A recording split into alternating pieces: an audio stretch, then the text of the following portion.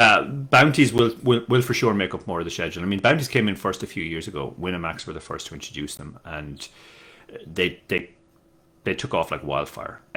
Pretty much every site that's introduced them, they've become the dominant form fairly quickly. Um, Parts of the world are lagging behind. For example, most of the US facing sites don't have very many bounties yet, but as far as I know, they're all planning to introduce them. So it's going to become, without a doubt in my mind, the dominant form of tournament poker on in online poker for the foreseeable future. So that's why it's a very good time to sort of get to grips with what the basic strategy is, because if you can have mastered the format while everybody else is trying to figure them out, you'll have a massive edge in the short term.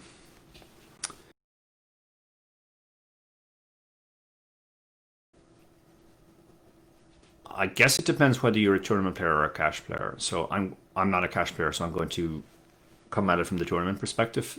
The first thing I would say is, in terms of your actual technical study, it's much better if you study stuff that comes up a lot, like blind against button, um, blind on blind, single raise pots, continuation bets, whether to continuation bet or not. All of those things which come up a lot. I think a lot of people, when they're starting, they focus on sort of unusual hands where they didn't know what to do. But often there are very bizarre situations where maybe there's a cold four bet and or a very peculiar flop. So while they're interesting to look at, they don't make a big difference to your bottom line. Nailing in your ranges from every seat, knowing your basic c betting strategy, knowing your basic how to pick bluffs and not all the kind of stuff that happens over and over again from a technical perspective. I think that's the most important thing to focus your study on. The other thing I would say is not a poker thing, but game selection is huge. And if you want to be long term profitable, game selection makes the biggest difference.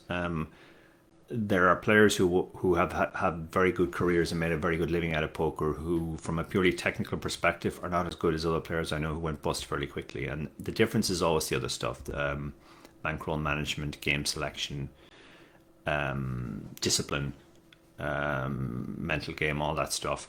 So I would say focus at least a good portion of your study on making sure that all of that is good, but particularly game selection, because you could be playing a game type that just isn't beatable by very much, or maybe not at all. And it doesn't matter how good you become at it, you're not going to make enough. So, yeah, I would say that's the biggest thing. Yeah, that's a very good question. How basically significant the bounty is at different stages. The very quick answer is it's much more significant at the start. Even though the bounties are bigger in numerical terms later on, in relative terms to what your overall equity is at a tournament, they're not that big. If you win a bounty first hand of a PKO,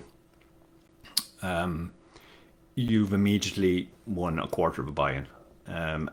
So that's basically 25% of your equity. There will almost never be a situation where a bounty at a later stage would be worth 25% of what your equity in the tournament is, no matter how big the bounty is. I think that's a fairly common mistake a lot of people make. They see the big absolute numbers towards the end and they think the bounties are really important to chase, but actually it's more important to chase bounties at the start for two reasons. First of all, winning the bounty is big in terms of what your equity is at that point in the tournament. But secondly, having a big stack is also good. So there's like the double whammy when you win a bounty early. You get the bigger stack, which you can use to then chase other bounties, and you win the immediate bounty. Later on, ICM tends to be a much bigger factor, and we go into this in detail in the book, how to assess how important the bounty is. But the short answer is very important early on, not so important later on.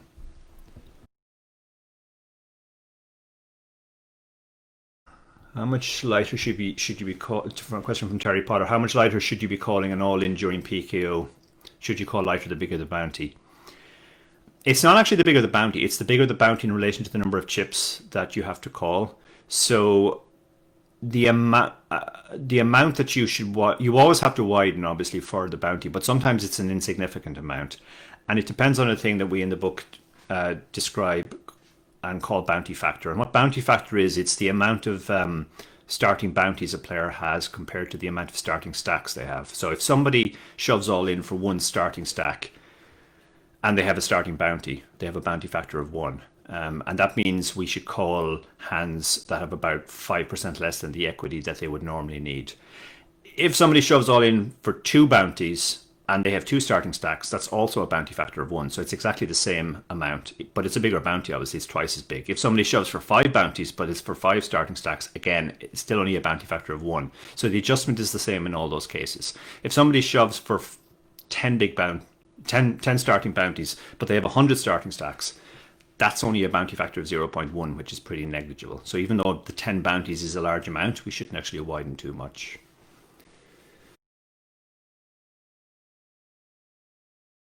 Yeah, I mean this is so difficult to assess really, because essentially you have two different calculations. The calc you have the calculation of how likely you are to win against both players. So it might be a situation where it's clearly profitable if both of them had shoved on their own and you would have called based on your perception of their ranges, then it's obviously profitable to call both of them again. But certain hands do better multi-way than others. For example, a hand like Jack 10 suited might come into the mix multi-way more than a hand like Ace Jack off, which is more likely to be dominated. So if you assess that it would be profitable to call either guy if he shoved on his own, then you obviously have a call. If you assess that it would be unprofitable to call either if either player if they shoved on their own, you obviously have a fold. The difficult part is when it seems like it's profitable to call one guy but wouldn't be profitable to call the other, and then you have to weigh up, well, how profitable do I think calling the first player is compared to how much am I giving up when I call the second player. You'll never be able to get the maths right in game. It's the kind of thing which you sort of improve over time.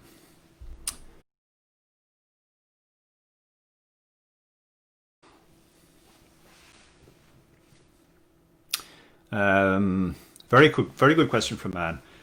How important it is to take risks in the early rounds to ensure you cover stacks for their bounties later on. This is actually one of the key strategic points of PKOs. You're actually incentivized to gamble early on. And at the start of the book, we give an example. I work out basic maths that if you had a PKO with 10 players and two players get it all in very first hand, whoever wins gets more equity than the player who loses.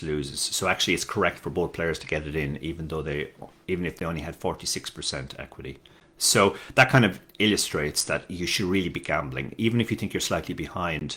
There's so much advantage to covering people, winning bounties, that it's basically a format where you should be just prepared to gamble from the off.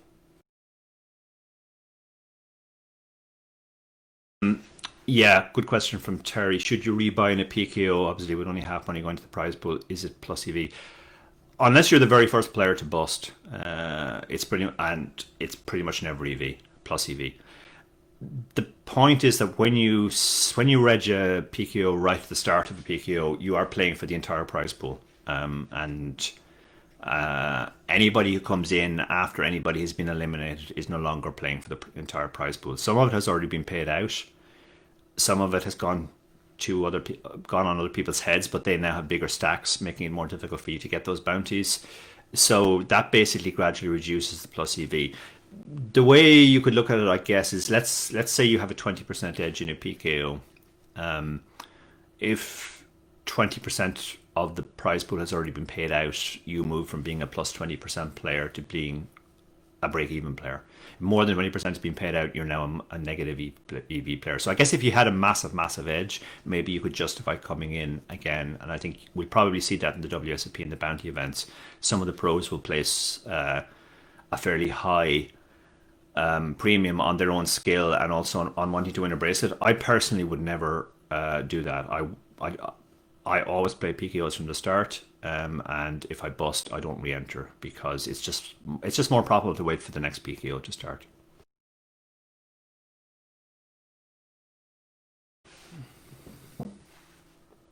PLO PKOs.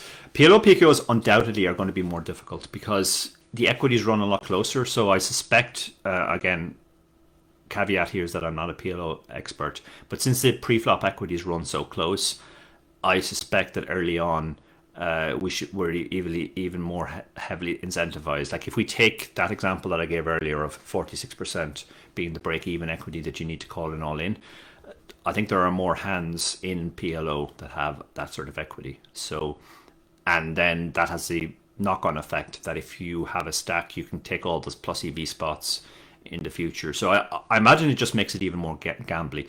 Late on, ICM becomes a factor, and actually PLO tournaments are. I know this from my friends who play them. PLO tournaments are somewhat problematic at the death because there are often situations where the ICM is so extreme. A player might need 65% equity, for example, to get it in against the chip leader, and there are so few hands in PLO that have 65% equity, even against any four cards, that they basically just can't play. It has been said to me by PLO players that because of that, PLO tournaments are almost broken in a lot of cases. I think the PKO element would drag that back because being able to win the PKO, okay, maybe instead of needing 65% equity in a normal tournament, you might only need 60 or 55%.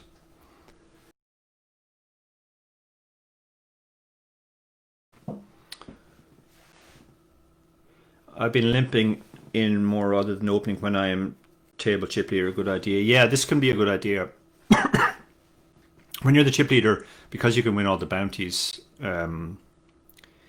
You can only win the bounties. You can't win a bounty if somebody folds pre-flop. So you are more incentivized to try and encourage players in general that you cover to come in. Now, obviously, it kind of depends on your hand. If you have a hand like Ace Queen, which doesn't play great multi-way, Ace Queen offsuit, you might want to go ahead and raise that. But if you're widening your range to try and win bounties, and you have hands like you're adding hands like 6-5 suited or Ace 2 suited or even Jack 10 off, those type of hands actually do fine multi-way and don't benefit a great deal from narrowing the field. So it's certainly possible to have a very good, consistent limping strategy, more so than in normal tournaments, where normal tournaments you're often fighting primarily for blinds and antes. But in PKOs, there's this added element of you're trying to capture people's bounties. And if they fold, you can't capture that.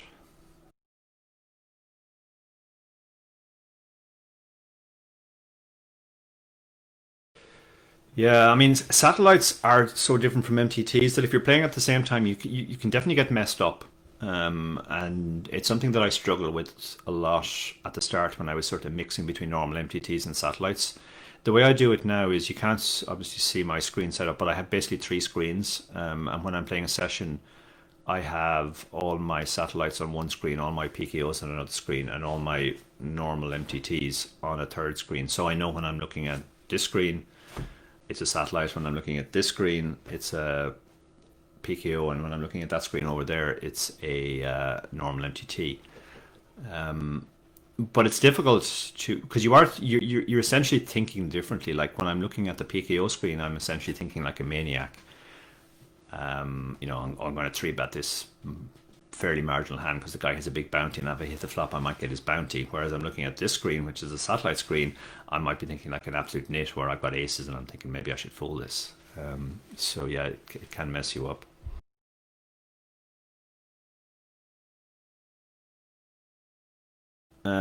Thoughts on registering hand two of a PKO so you cover all but the chip leader. Yeah, this is an interesting theory, and I actually know I know who came up with this theory.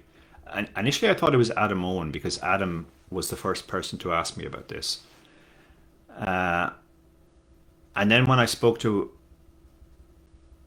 Adam, I gave him my thoughts, and then afterwards I mentioned to David Lappin, and Lappin confirmed that it was actually his theory which he had come up with, and he'd passed on to Adam in Vegas. It's an interesting theory, but I don't really see how it helps. I mean, at the very start of a PKO, when you sit down, you can win all 10 bounties in the first hand. And that's clearly the most advantageous situation you can ever be in a PKO. You're covering all 10. You're not covering all 10 players, but because you have equal chips to them, you can win all 9 other bounties at the table. If you reg a second hand, whoever won the first hand covers you, you cover everybody else. Now you can win 9 out of 10. That doesn't seem as good to me. I don't see how that could be as good as being able to win all 10 bounties.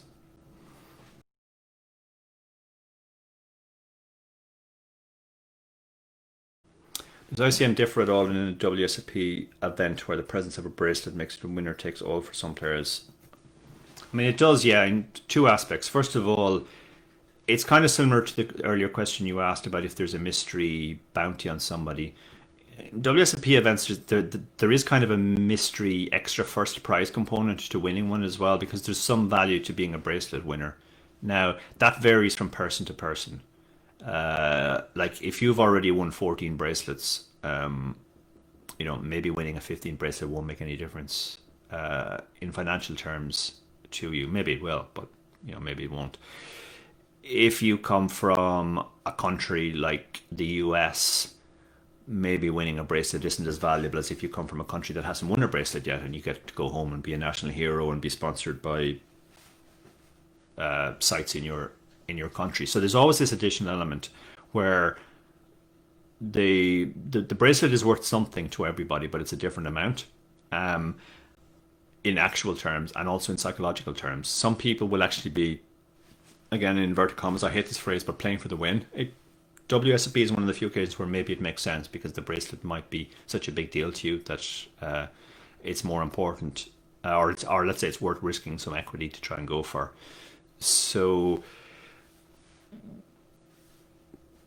strategically, probably the biggest importance is deciding how much it's worth to you and then trying to decide how much you think other people think it's worth to them and how that's affecting their play. Like if you have a guy who is just going gung-ho for the win, then you have to be aware that he's going to call your shoves lighter than he would if ICM were the only considerations.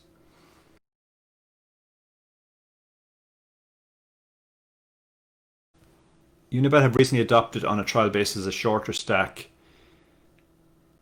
100 big blinds combined with longer levels, so more play in the middle and later stages. I know Patrick Leonard is a fan of the structural changes as it brings the bounty factor. Yeah, I think this is a great innovation, and I've heard Pads talk on a number of podcasts about this, and I think he's absolutely on the ball. The weirdest thing in online poker is how much of what we accept as normal practice is tied back to live poker, and there's really no reason why online should just be a replication of live poker. 10-handed poker online makes zero sense. It makes sense live because you have a limited number of tables, and in a packed venue to get everybody in, you might have to go 10-handed, but there's no real reason to do it online. Similarly, tournaments need to be better structured, and by better structured I mean it's really frustrating to have a tournament that plays far too deep early on, where everybody has far too many big blinds, which means, particularly in bounty tournaments, the bounty doesn't come into play. Even in normal tournaments, it makes the early pots kind of insignificant, the early levels. It's much more sensible to start with 100 big blinds so that it's meaningful. And then that also has a knock-on effect on structures later on. People used to pillory the WSOP side event structure, saying you only start with 3,000 chips in a 1K buy-in event. But actually they were very good structures because yes, people busted quickly. But that meant that the early levels actually mattered something. It also meant that because people busted quickly, when you got down to the business end, it actually played much deeper than a normal live tournament. So short answer, yes.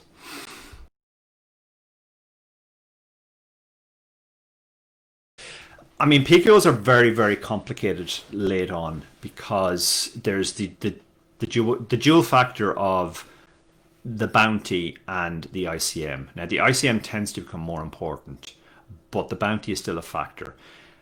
But then there's also the added complication of whether you're the covered player or the covering player. When you're covered, you can't win the bounty, so you have to play, you know, relatively normally. But the other player who covers you can win the bounty, so they're essentially playing a different game. So they're incentivized to play wider. You kind of have to be aware of that and just make the correct adjustments. Knowing that they're going wider, you have to be prepared to bluff catch more. You have to know that, for example, they're going to they can semi bluff with weaker hands than they would normally have to have in a normal tournament. You know, a gut shot might be enough to get it all in with on the flop, even if they know you're usually calling because your bounty is so significant. So you have to kind of weigh up all these factors and adjust your ranges accordingly. I think the biggest mistake people make when they're covered in PKOs is they play too tight. They think, well, I'm getting called, so I can't really continue to open. Again, we go into this in more detail in the book, but that's not the case. What happens is the shape of the range changes, which means you can play more high card hands. Like a hand like Ace Jack off that might be a trouble hand normally because it's going to be dominated more than it dominates. If you have a bounty in your head and everybody's going for it, suddenly Ace Jack off can be it's a much more powerful hand because people will not fold the lower aces anymore. So you'll actually end up dominating more of their ranges than you are, and you can probably happily stack off with an ace high flop or a jack high flop, also knowing that they may call with a draw or even a gut shot because they come in your bounty.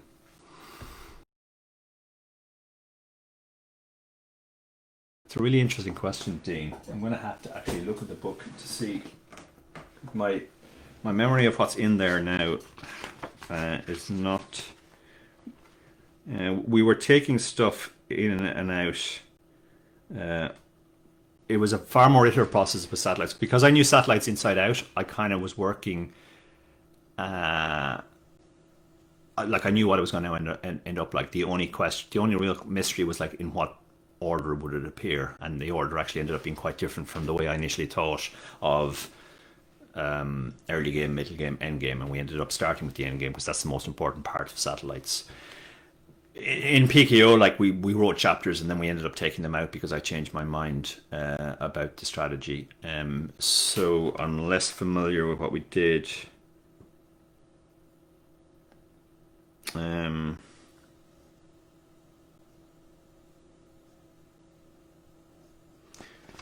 okay, I'm going to say it's the section on how much the bounty changes the considerations, because that was actually the area where I did the most amount of work, where I started with a certain idea of how we quantify the equity of a bounty in terms of converting it to chips, and I ended up coming at it from a different angle with the much more usable concept of bounty factor, um, which I would love to claim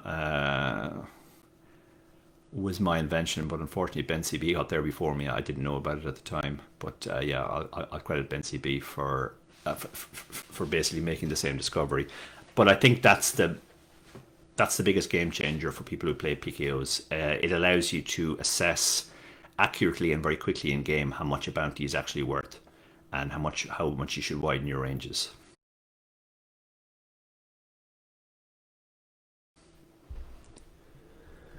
Another question from Anne. I once came second in a live field bounty tournament, and despite that, I only collected two bounties, one of which was my own, due to a deal heads up. That means I played it badly. I mean, well, you came second, so it doesn't necessarily mean you played it badly. Early on, actually, in PKOs, when I started playing PKOs, it was noticeable that there was a sort of a polarization between people who played too tight and people who played too loose. I mean, some people play them even tighter than normal tournaments because they kind of their adjustment was, oh well, people are calling me, so I'm not gonna. I'm gonna wait for a really good hand before I get involved. That kind of worked early on because people punted so much on the other side that even if you didn't collect many bounties, you typically went very, very deep. So there was a kind of a compensation for the fact that you weren't winning bounties. Now people online at least are getting closer to sort of the optimal strategy of playing for both prize pools. So you would be giving up too much in that situation, I think. You kind of have to think of it as a split pot game where, in split pot games, you're playing for the high and the low. In a PKO, you have to be playing for both parts of the prize pool to be playing it optimally. And at different stages of the tournament, the different prize pools have different significances. At the start, the PKO prize pool is the most important. As I said, if you win a bounty early on, that's very significant. Late on, for a start, a lot of the bounties have already been paid out and taken out of the pool, so the pool is shrinking, even though the number of players is obviously shrinking too. But you're still playing for less, and the ICM tends to be a bigger factor.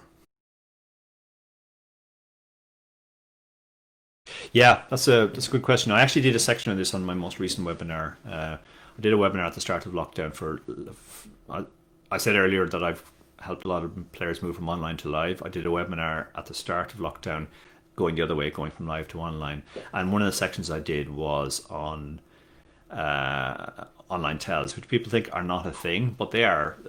The big one is the one you mentioned there, the length of time to call or insta check. Like typically when people take an action very quickly, it means they didn't have to consider the other actions. So you have to think what that means. For example, a very quick check call will often be a draw.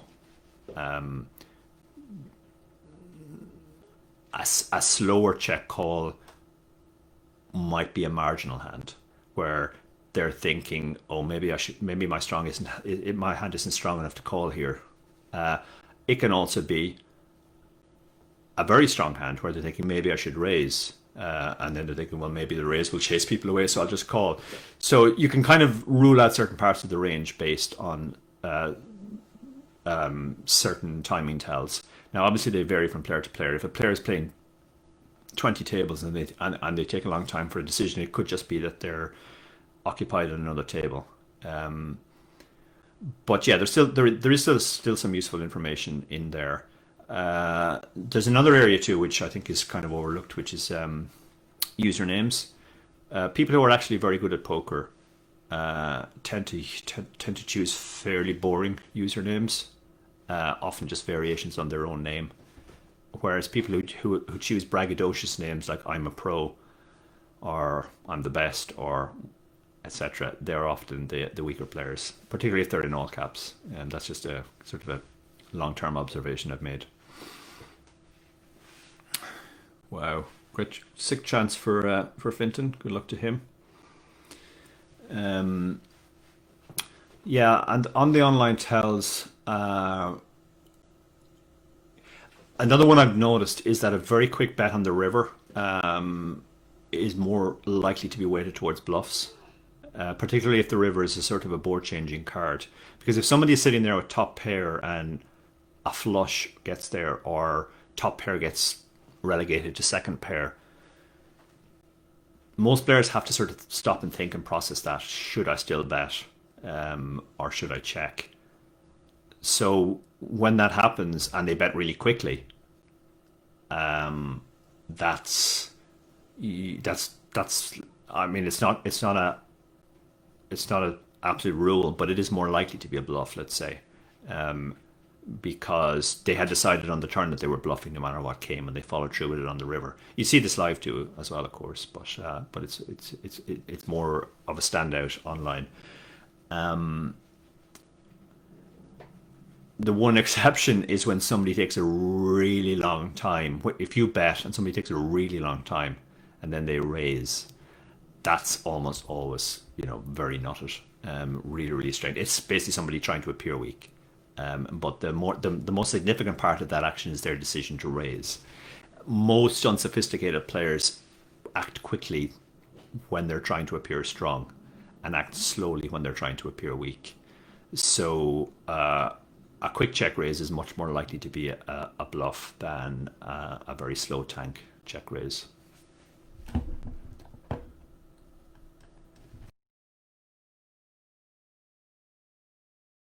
That it's a split pot game. That's kind of the way I've been thinking about it recently when I play PKOs. When I'm the covering player, I always think in essentially that there are two pots. There's the pot you can win immediately in terms of chips against the guy, and then there's the big pot that you could potentially win if you stack the guy. So you have a hand like 6-5 suited, for example, that might, or ace-2 suited, that might not be strong enough to play in a normal tournament, but if you cover the guy and there's a chance you can win the bounty, suddenly they become, you have that additional implied odds, essentially, where you can chase the sort of jackpot of winning his bounty, and that makes it profitable. Similarly, after flop, it might be profitable to continue with fairly weak draws, like gut shots, knowing that if the gut shot comes in, the guy's never going to put you on the gut shot and is much more likely to call your all in, and you can win the bounty. But that only really applies when you cover the other player, and that's why, every time in a PKO, the two players in a heads-up pot, the two players are essentially playing different games. The guy who's covered is playing just for the high pot, let's say, to use the split pot example, whereas the other guy gets to play for two pots. He has the additional incentive that he could potentially win the bounty.